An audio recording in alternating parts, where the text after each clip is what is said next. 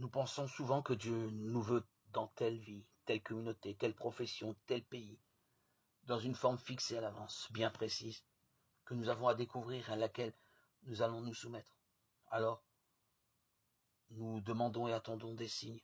Nous les interprétons parfois de manière catastrophique et hors de tout bon sens, sans tenir compte de ce que nous sommes et désirons vivre. Il y a réellement un appel personnel de Dieu adressé à chacun, selon, et cela ne fait aucun doute.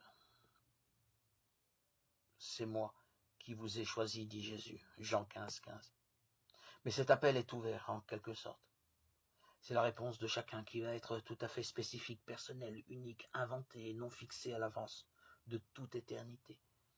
La réponse que nous allons donner à Dieu n'est inscrite nulle part, ni dans le livre de vie, ni même dans le cœur de Dieu, sinon comme une attente et une espérance.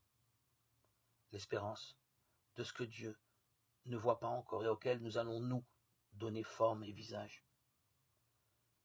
La volonté de Dieu n'est pas d'abord que tu choisisses ceci ou cela, c'est que tu choisisses toi-même au terme d'une réflexion loyale, libérée de l'égoïsme comme de la peur, la manière la plus féconde, la plus heureuse de réaliser ta vie, compte tenu de ce que tu es, de ton passé, de ton histoire, des rencontres que tu as faites.